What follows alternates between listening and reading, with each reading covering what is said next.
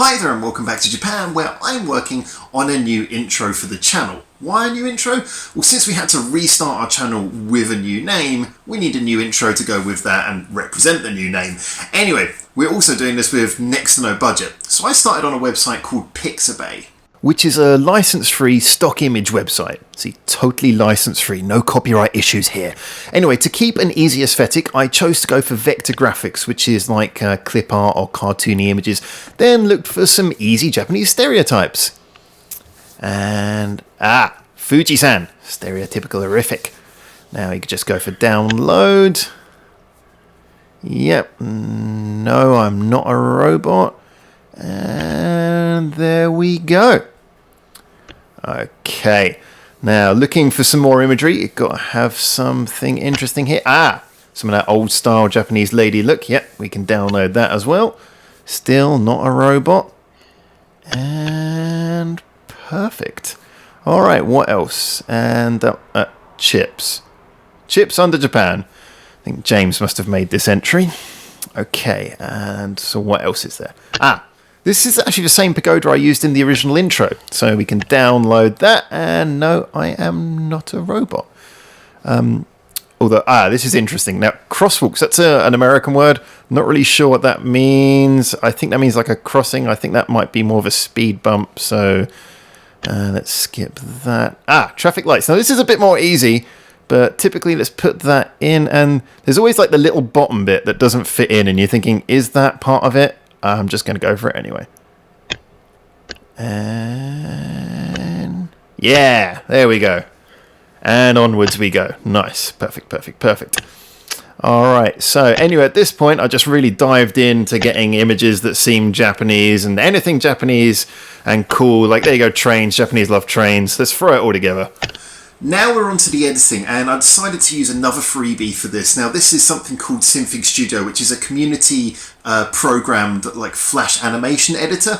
It's totally free. It's a little bit tricky to pick up at first, but it's actually a really powerful tool to use. So if you are looking to do things like Flash animation, I really couldn't recommend this one more. Like, spend half an hour learning how to use it, and you're pretty much good to go on anything. Alright, let's start to fill up our intro with all of our Japanese stereotypes. So we'll start with our background. Fuji-san, of course. Let's get that nice and big. Move that to the center. And then next, I've got a nice little clip art here. This is a Japanese temple, of course. That's good. Gives a bit of setting. Right, first resident. Yeah, let's have the little Japanese doll lady. Can pop her in there. And, okay, yes, this guy is going to perform. He's going to be the protection for the town. He's going to protect our town. Nice, let's put him in the image.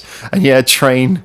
You've got to get around somehow. I love how these mix-match Japanese stereotypes. But yeah, there we go. Look at that. Look at the happy mix-match Japanese residents.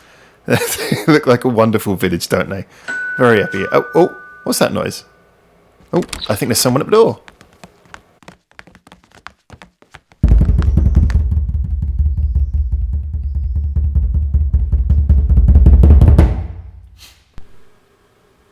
Kill him!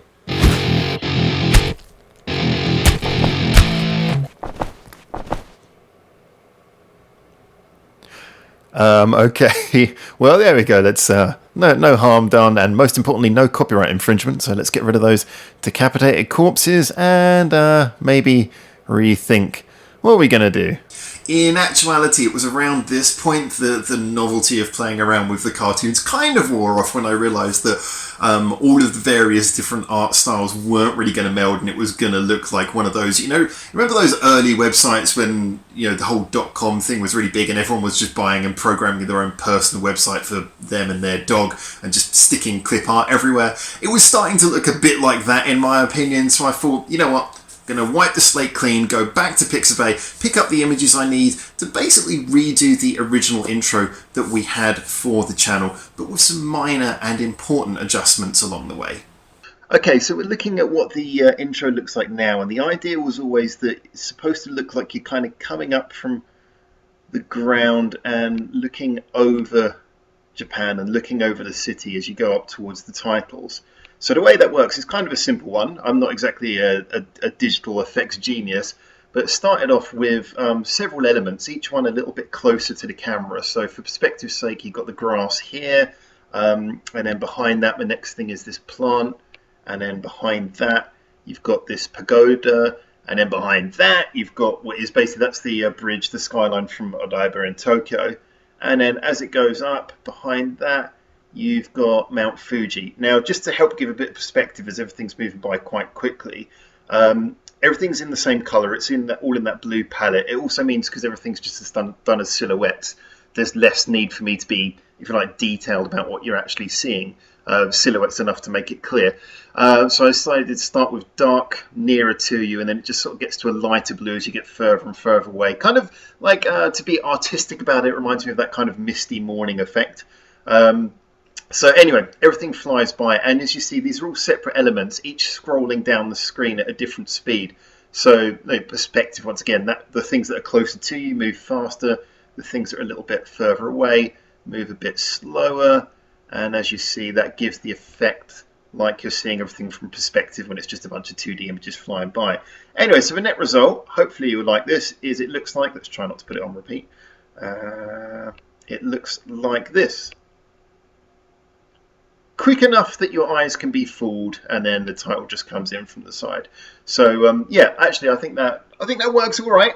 Don't think it's too bad. So yeah, as always, guys, let me know what you think. Anyway, let's get this one uploaded now. All right, and so once you're done, all you have to do, just upload the video, take the one you want, drag it to the YouTube uploader, the new flashy looking one. Obviously, always good to have a thumbnail, so get that done. I do the thumbnails in advance, so usually ready to go. And there you go, uploading, and just a few more options you can edit, but that's pretty much it. The only question, of course, being that if I'm recording this, and this is going as part of the edit, then how are you seeing me upload it?